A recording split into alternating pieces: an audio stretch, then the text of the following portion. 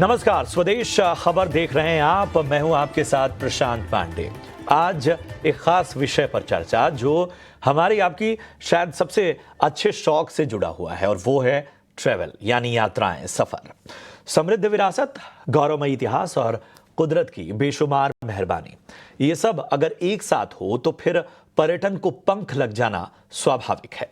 भारत की growth story का असर अब टूरिज्म पर पड़ रहा है और लगातार विदेशी सैलानियों की संख्या में भारत रिकॉर्ड बना रहा है। टूरिज्म में नई उड़ान भरने के लिए सरकार जल्द नई टूरिज्म पॉलिसी लाने पर विचार करने जा रही है।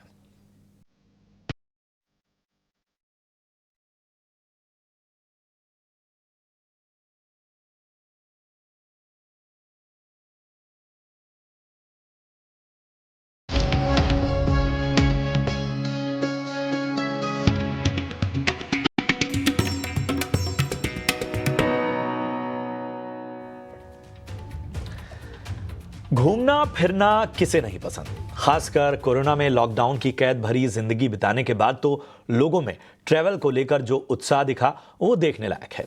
सोशल मीडिया प्लेटफॉर्म्स पर व्लॉगर्स के वीडियो देख लोग नई और जानी पहचानी सभी तरह की टूरिस्ट डेस्टिनेशंस को एक्सप्लोर कर रहे हैं। ऐसे में लॉकडाउन के बाद सबसे लेट खुलने वाली और सबसे ज्यादा प्रतिबंध झेलने वाले ट्रैवल, टूरिज्म और हॉस्पिटैलिटी इंडस्ट्री को दमदार रफ्तार देने के लिए सरकार ने खासी तैयारी कर ली है। आखिर क्या है पूरी खबर, जानते हैं सबसे पहले मेरे सहयोगी समीर दीक्षित से, और फिर हमारे साथ दो खास मेहमान जुड़ेंगे जिनके साथ हम करेंगे इस पूरे विषय पर एक खास चर्चा। सरकार का टूरिज्म सेक्टर पर विशेष फोकस है। इसके जरिए सरकार की मंशा यह है कि ये डोमेस्टिक स्टेक होल्डर, विशेषकर हॉस्पिटैलिटी सेक्टर को बढ़ावा देगी। जो फॉरेन मनी है उसका इनफ्लो बढ़ेगा और साथ ही साथ रोजगार के मोर्चे पर भी सरकार को बड़े पैमाने पर सफलता हासिल होगी। और इसी को लेकर के सरकार, या यूं कहे कि टूरिज्म मंत्रालय बहुत जल्द अपनी नई टूरिज्म नीति को लेकर के सामने आने वाला है। और ये जो नई नीति होगी ये कई नए इनिशिएटिव्स पर आधारित होगी।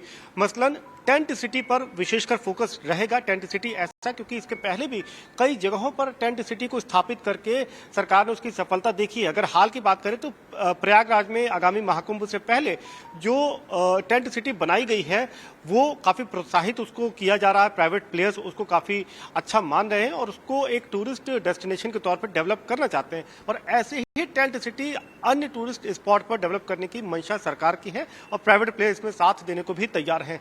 रण ऑफ कच्छ जो एक फेस्टिवल है गुजरात में, उसको एक बड़े उदाहरण के तौर पे प्रोजेक्ट किया जा रहा है कि कैसे वो पूरा फेस्टिवल इको फ्रेंडली टूरिज्म को बढ़ावा देता है। तो उसकी जो बड़ी बातें हैं उसको भी टूरिज्म पॉलिसी में शामिल किया जाएगा। प्रधानमंत्री कार्यालय की तरफ से सीधे तौर पर निर्देश ये है कि टूरिज्म को बढ़ावा देना है, लेकिन ये दो पिलर्स पर आधारित होने चाहिए। पहला है कि इको फ्रेंडली टूरिज्म हो और साथ ही साथ सस्टेनेबिलिटी का भी पूरी तरीके से ध्यान रखा जाए, और उसका भी आप पूरा रिफ्लेक्शन टूरिज्म पॉलिसी में देखेंगे। इसके साथ ही साथ जो लाइट एंड साउंड शो को अहम टूरिस्ट स्पॉट पे दिखाना, ताकि भारत का जो गौरवशाली इतिहास है वो टूरिस्ट को बताया जा सके।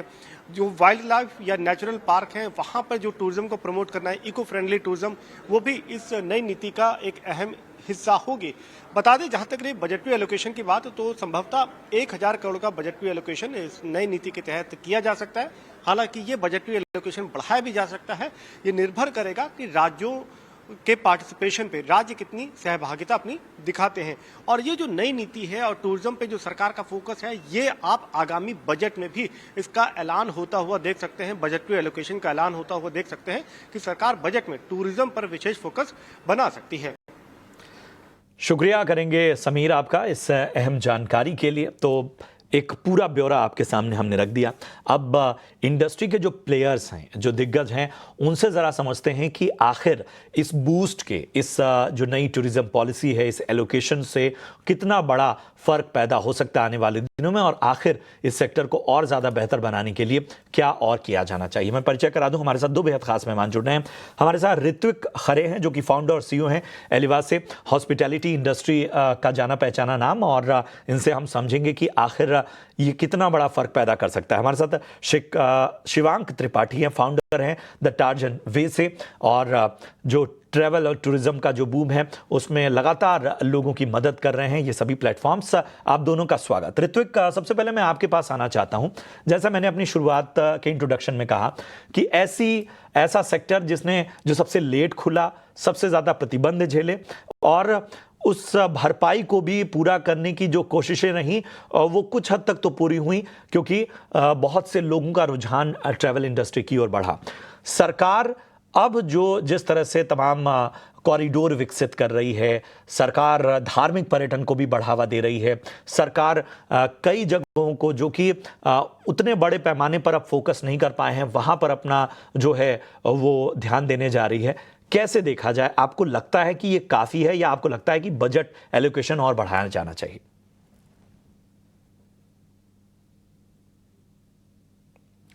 ऋत्विक, जरा अपने आप को अनम्यूट कर लें आप। Thank you first of all मुझे आज इनवाइट करने के लिए आपके शो पे। जितनी बातें हम करेंगे टूरिज्म इंडस्ट्री के बारे में और आप जैसे हाउसेस इसको और प्रमोट करेंगे इस डिस्कशन को, उतना ज्यादा इस इंडस्ट्री को मेन स्ट्रीम में जगह मिलेगी। टूरिज्म एक अंडर डॉग इंडस्ट्री है मेरे हिसाब से, and I could be wrong, but एक इसमें बहुत हाई पोटेंशियल है फॉर एम्प्लॉयमेंट जनरेशन, बहुत हाई पोटेंशियल है for taking India stature up, and बहुत हाई पोटेंशियल है for revenue increase of the government etcetera. So ये budget allocation is a step in the right direction. मेरा ये personal मानना है कि पिछले 10-12 साल से जो काम हुआ है इंफ्रास्ट्रक्चर में, वो भी एक तरह से टूरिज्म के लिए ही हुआ है, apart from all other commercial development.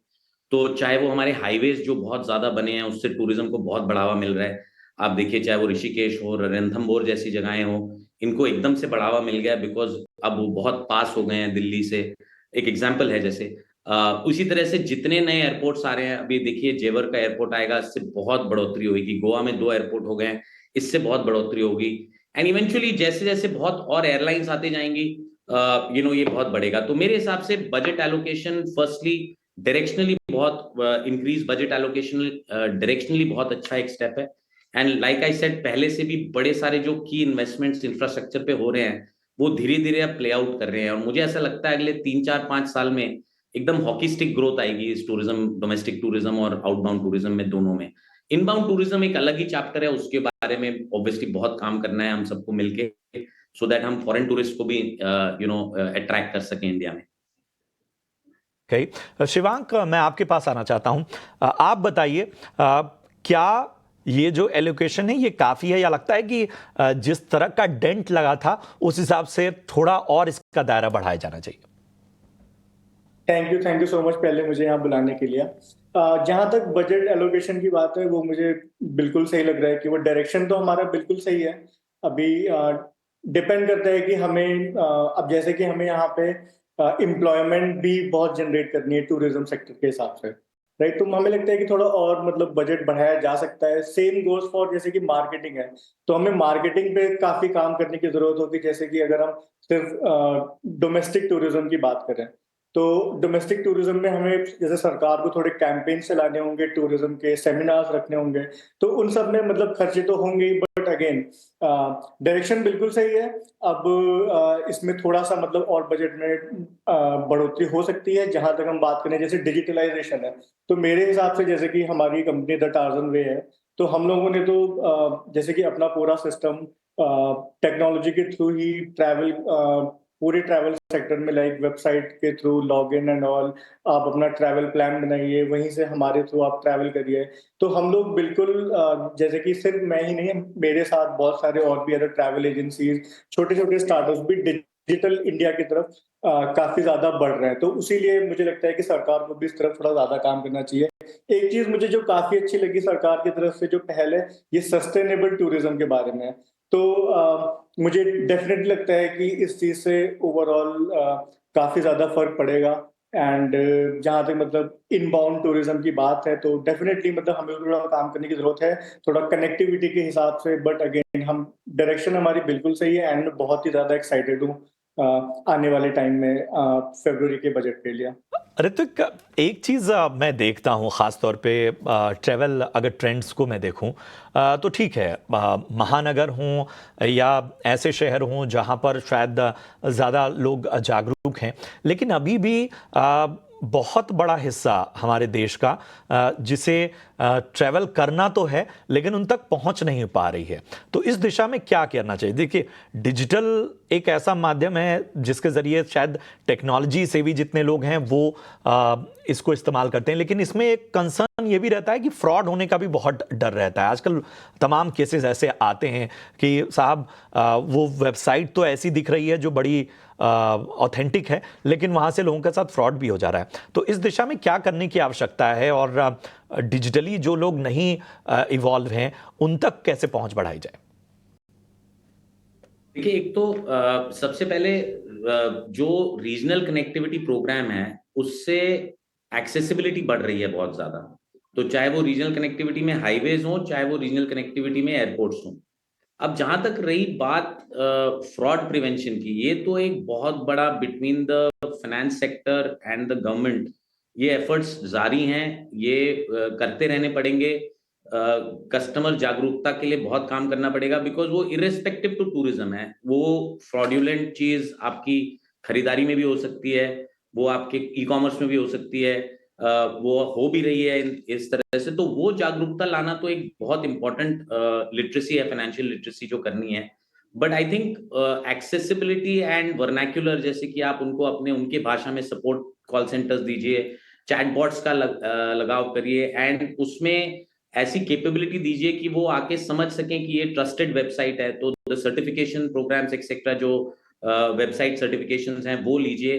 तो वो एक प्रोसेस है, नो डाउट। वो सिर्फ हमारे सेक्टर के लिए नहीं है, वो किसी भी सेक्टर के लिए है, ई कॉमर्स या किसी के लिए भी, to be able to protect the fraud. But I think जिस तरह की रीजनल कनेक्टिविटी बढ़ रही है एंड जिस तरह का सप्लाई इकोसिस्टम बढ़ रहा है होटल्स और विलास और अपार्टमेंट्स का, उससे ये फायदा जरूर है कि लोग अपने आप जाके सीधे प्रॉपर्टी में चेक इन भी कर सकते हैं। तो अगर उनका पहला एक्सपीरियंस वैसा भी हो तो भी एक गुड स्टार्ट है। And I think that is where a large part, बहुत ज्यादा जो रेल रोड और एयर का है, जिसकी वजह से ये फायदा दिख रहा है। मैं आपके पास आना चाहता हूं, मैं सीधा कंज्यूमर की बात करता हूं। मुझे ऐसा लगता है कि बहुत सारे लोग ट्रैवल को लेके थोड़ा किफ़ायती प्लान भी बनाना चाहते हैं, और कई बार ऐसा हो जाता है कि बहुत बड़ा क्षेत्र इसलिए भी कई बार अछूता रह जाता है कि हमारे पास ख़ास तौर पे उस तरह की जागरूकता भी नहीं है, और किफ़ायती ट्रैवल प्लान अभी भी प्रश्न चिन्ह बना हुआ है कि भाई थोड़ा कॉस्ट इफेक्टिव ट्रैवल प्लान बन पाए। तो इस दिशा में क्या किया जा रहा है, कम से कम इंडस्ट्री की ओर से?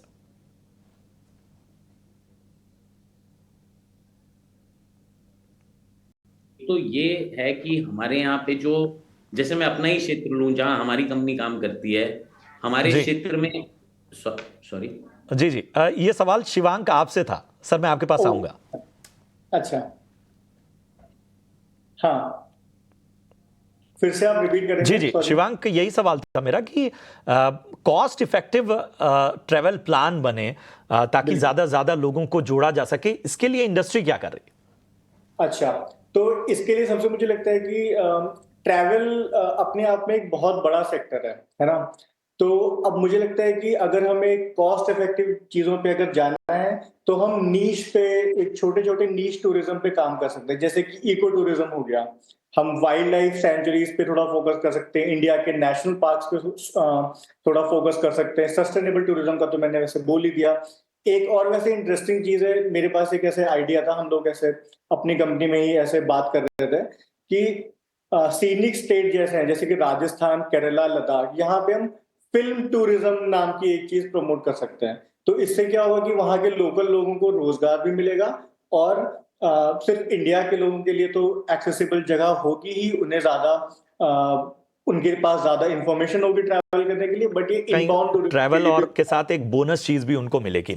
चलिए, मेरे पास समय कम है, मैं इस चर्चा को इससे ज्यादा नहीं आगे बढ़ा सकता, लेकिन अच्छा लगा आप दोनों से बात करते हुए, और इंडस्ट्री की जो रिकमेंडेशंस हैं, जो सुझाव हैं, उम्मीद करते हैं कि आने वाले वक्त में समय जैसे जैसे आगे बढ़े और ज्यादा बदलाव आए, और बेहतर यही है, चाहे इंडस्ट्री हो चाहे सरकार हो, वो सीधा कंज्यूमर के फायदे की बात करे, और तमाम चीजें उसी से हैं। जितने ज्यादा बड़ा वर्ग इससे जुड़ेगा उतना ज्यादा इंडस्ट्री और सरकार की नीतियां जोर पकड़ेंगी। शुक्रिया करेंगे ऋत्विक का, शुक्रिया करूंगा शिवांक का हमारी इस चर्चा में शामिल होने के लिए, और आप दोनों को आगे के लिए ढेर सारी शुभकामनाएं। चलिए, ये थी खास चर्चा। उम्मीद है कि ये बातचीत आपको पसंद आई हो। फिलहाल यहाँ रुकेंगे एक छोटे से ब्रेक के लिए, फौरन हाजिर होते हैं कुछ और अहम खबरों के साथ।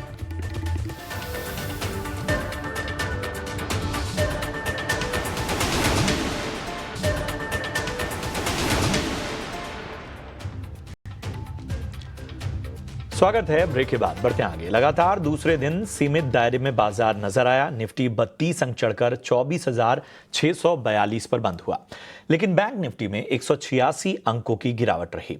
कैसा रहा बाजार में एक्शन, बता रहे हैं अंश भीलवार। तो निफ्टी में 3 सेशन की गिरावट पर ब्रेक लगता हुआ नजर आया। हालांकि आज का जो पॉजिटिव क्लोज था वो बहुत ही स्लाइटली होता हुआ नजर आया। साथ ही साथ अगर निफ्टी को चार्ट पे देखें तो निफ्टी 100 EMA पे काफ़ी टाइम से रेजिस्टेंस ले रहा है, जो कि 24,700 पर है। तो जब तक हम यहाँ से ब्रेकआउट नहीं देते, थोड़ा सा कंसोलिडेशन यहाँ पे एक्सपेक्ट किया जा सकता है।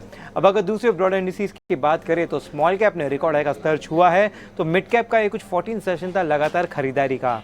अब अगर हम सेक्टोरल इंडिसेस की बात करें तो निफ्टी एफएमसीजी का दूसरा सेशन है लगातार खरीदारी का, रियल्टी का तीसरा सेशन है खरीदारी का। तो निफ्टी आईटी इंडेक्स की बात करें तो निफ्टी आईटी इंडेक्स ने कंटिन्यू किया है रिकॉर्ड हाई का स्तर छूने का, तो यहाँ पे काफ़ी स्ट्रॉन्ग पॉजिटिव मोमेंटम बनता हुआ दिख रहा है। अब अगर सेक्टोरल लूजर्स की बात की जाए तो निफ्टी पीएसयू बैंक कुछ 0.5% से ज़्यादा की गिरावट के साथ बंद होता हुआ नजर आया। हालांकि पीएसयू बैंक इंडेक्स का चार्ट देखें तो पिछले 6 सेशन से इंडेक्स एक साइडवेज रेंज में है, तो यहाँ पे एक कंसोलिडेशन बायस बनता हुआ नजर आता है। इसके साथ साथ निफ्टी बैंक की बात की जाए तो निफ्टी बैंक का 53,500 का जो अहम लेवल है उसके नीचे क्लोज होता हुआ नजर आया, तो यहाँ पे थोड़ा कहीं ना कहीं बेयरिश सेंटिमेंट बनता हुआ नजर आता है। तो ओवरऑल देखा जाए तो काफी मिले जुले संकेत रहे हैं। निफ्टी अपने कंसोलिडेशन में कंटिन्यू होता हुआ नजर आया। शुक्रिया अंश बाजार की तमाम अपडेट के लिए। अब बढ़ते हैं अपने खास सेगमेंट 5 का पंच की तरफ, जहां मेरे सहयोगी रविंद्र आपको बताएंगे कि आखिर किन शेयरों और सेक्टर ने लगाया मार्केट में एक्शन भरा पंच। शुरुआत करते हैं 5 के पंच का, और 5 के पंच में जो हमारा पहला शेयर है वो एवेन्यू सुपर मार्ट, जहाँ पर गोल्डमैन सैक्स ने अपनी ब्रोकरेज नोट निकाली है एवेन्यू मार्ट्स पर, और उन्होंने जो है सेल रेटिंग को मेंटेन रखा है और टारगेट प्राइस जो है कट करके रखा है 3,425 पर। गोल्डमैन सैक्स का मानना है कि अर्बन एरिया के फ्रेश फूड कैटेगरीज में डीमार्ट का कॉम्पिटिटिव एडवांटेज नहीं है, और लार्ज सेक्शन ऑफ इंडिया का जो ग्रोसरी मार्केट है उसमें वो एड्रेसेबल नहीं है डीमार्ट से। इसी के साथ साथ गोल्डमैन सैक्स ने जो है लोअर रेवेन्यू ग्रोथ के चलते FY 25, 26 और 27 का जो एस्टिमेट है वो कट गया है, जिसके चलते हमें एवेन्यू सुपर मार्ट्स में आज गिरावट देखने को मिली। अगला जो स्टॉक्स है वो जोमेटो और स्विगी, जहाँ पर अमेजॉन इंडिया जो है वो 15 मिनट डिलीवरी सर्विस ट्राई करने वाला है बेंगलुरु में इसी महीने में, जिसके चलते जो कंपटीशन बढ़ेगा। इसी के साथ साथ स्विगी का जो एंकर लॉक इन पीरियड है वो आज खत्म हो गया, जिसके चलते हमें स्विगी में भारी गिरावट देखने को मिली। अगला जो स्टॉक है इन्फोसिस, जहां पर एक्सिस कैपिटल ने नोट निकाली है इन्फोसिस पर, और उन्होंने जो है स्टॉक्स को अपग्रेड किया है ऐड पर, और टारगेट प्राइस जो है हाई किया 2050 पर। एक्सिस कैपिटल का मानना है कि कंपनी का Tier 1 ग्रोथ जो है वो रीगेन कर सकता है FY 26 में, और बड़े डील्स के रैंप अप के बावजूद जो है कंपनी का मार्जिन स्टेबल रहेंगे। अगला जो स्टॉक है बजाज फाइनेंस, जहाँ पर कंपनी ने जो है लॉन्ग रेंज स्ट्रैटेजी रिवील की है 2025 से 2029 तक, जहाँ पर उन्होंने कहा है कि बजाज फाइनेंस लिमिटेड 3.0 जो है वो एक फिनआई कंपनी होगी, और बजाज फाइनेंस 3.0 जो है वो इंडिया की मोस्ट सस्टेनेबल और प्रॉफिटेबल कंपनी होगी, जिसका फोकस जो है AI में होगा। अगला और आखिरी जो स्टॉक है वो ऑर्डर विन के चलते फोकस में रहा है, जो है BEML, जहां पर कंपनी को जो है मिनिस्ट्री ऑफ डिफेंस से 2 ऑर्डर मिले हैं, और जो कॉस्ट है इस ऑर्डर का वो 219 करोड़ का है, जिसके चलते हमें शेयर्स में तेजी देखने को मिली। शुक्रिया करेंगे इस अहम जानकारी के लिए रविंद्र आपका। और अब rising Rajasthan global investment summit 2024 का रुख करते हैं। राज्य में निवेश बढ़ाने के लिए सरकार कई कदम उठा रही है, जिससे विकास के साथ साथ रोजगार बढ़ेगा। राज्य के इंडस्ट्री और IT मंत्री राज्यवर्धन सिंह राठौर से खास बातचीत की हमारे सहयोगी अनुराग शाह ने। जो 35 लाख करोड़ के जो निवेश के संकल्प या MOU जो साइन हुए हैं उसकी क्या टाइमलाइन होगी, और किन सेक्टर में जो है निवेशकों का ज्यादा रुझान है, और बड़े कॉरपोरेट्स कौन से हैं जो राजस्थान में आकर निवेश करना चाहते हैं और उनके लिए आप मौके दे रहे हैं। देखिए, प्रधानमंत्री मोदी जी ने जो विकसित भारत का एक नक्शा, एक रोड मैप रखा है, समय सीमा भी रखी है। आखिरकार अगर किसी भी व्यक्ति को बिजनेस करना है, मैन्युफैक्चरिंग सेटअप करनी है, तो किसी राज्य में ही वो आके लगाएंगे। राजस्थान की जो ज्योग्राफिकल लोकेशन है, जो भौगोलिक स्थिति है, दिल्ली मुंबई इंडस्ट्रियल कॉरिडोर के बीच में है, करीब 1/3 इंडस्ट्रियल कॉरिडोर हमारे राज्य में से होकर निकलता है। रेल नेटवर्क बहुत शानदार है। इस फ्रेट कॉरिडोर के दोनों तरफ 150 किलोमीटर दोनों तरफ ज़मीन उपलब्ध है। यहाँ पर जो सेक्टर्स की अवेलेबिलिटी है वो भी अपने आप में अनपैरेलल्ड हैं, किसी की बराबरी नहीं है। हमारे पास टूरिज़्म एक बहुत बड़ा सेक्टर है। यहाँ मिनरल्स और माइंस बहुत शानदार हैं। जिस तरह के मिनरल्स यहाँ मिलते हैं शायद ही कहीं और मिलते हैं। लॉजिस्टिक्स, जैसे मैंने कहा, इतना फ्रेट कॉरिडोर यहाँ से निकलता है तो लॉजिस्टिक्स की अपार संभावना है। हमारे पास ट्रेंड यूथ भी है, स्किल्ड यूथ भी है। हमारे पास इंजीनियरिंग कॉलेजेस हैं, हमारे पास स्किल सेंटर्स हैं। सो ट्रेंड मैन पावर अवेलेबल है। हमारी यूनियन लेबर यूनियंस की प्रॉब्लम नेग्लिजिबल के बराबर है। यहाँ पे मौसम खुला रहता है। फॉरेस्ट और उनकी दिक्कतें इतनी नहीं आती जो लिमिटेशंस आती हैं। उस कारण से यहाँ रिन्यूएबल एनर्जी बहुत बनाई जा सकती है। So from engineering system designing to automobile to electric vehicles to textile और एपरल हमारे यहाँ बहुत हैं। तो हर तरह से यहाँ पर इंफ्रास्ट्रक्चर इन सभी सेक्टर्स के लिए उपलब्ध है। Yes sir. और सर इसके अलावा क्या इंसेंटिव्स जो हैं, जो कंपनियां आकर निवेश करना चाहती, जो स्टार्टिंग में आप उनको इंसेंटिव दे रहे हैं, अगर हम सोलर सेक्टर की बात करें या आईटी सेक्टर की बात करें, जो इंसेंटिव आप उनको अट्रैक्ट कर रहे हैं, जहां पर हम देख सकते हैं कि आने वाले दिनों में कौन से बड़े जो कॉरपोरेट्स हैं वो आके राजस्थान में निवेश करेंगे? जी, इन्वेस्टमेंट वहीं आता है जहां इन्वेस्टर को ये भरोसा रहता है कि उसका पैसा वहां बढ़ेगा। एक संतुष्टि मिलती है उनको इन्वेस्टमेंट, मैन्युफैक्चरिंग और अपनी बिजनेस सेटअप करने से। सो राजस्थान में हमने क्लैरिटी रखी है। 21 नई पॉलिसीज हमने बनाई हैं, अलग अलग सेक्टर्स की हमने बनाई है, ताकि हर सेक्टर के लिए एक स्पष्टता रहे इन्वेस्टर के दिमाग में। दूसरा, हमने राजस्थान इन्वेस्टमेंट प्रमोशन पॉलिसी एक ओवर आर्चिंग पॉलिसी भी बनाई है, जिसके अंदर हम और भी ज्यादा कस्टमाइजेशन कर सकते हैं। जितनी पुरानी बॉटलनेक्स होते थे, जो बाधाएं बन जाती थी, उन बाधाओं को दूर करने के लिए भी हमने सिस्टम सेटअप करे हुए हैं। हमारा सिंगल विंडो क्लियरेंस सिस्टम है, उसको हम आईटी स्ट्रक्चर के ऊपर लेकर आ गए हैं। चलिए, इसी के साथ स्वदेश खबर में इतना ही। दीजिए इजाजत, लेकिन आप देखते रहिए ईटी नाउ स्वदेश। नमस्कार।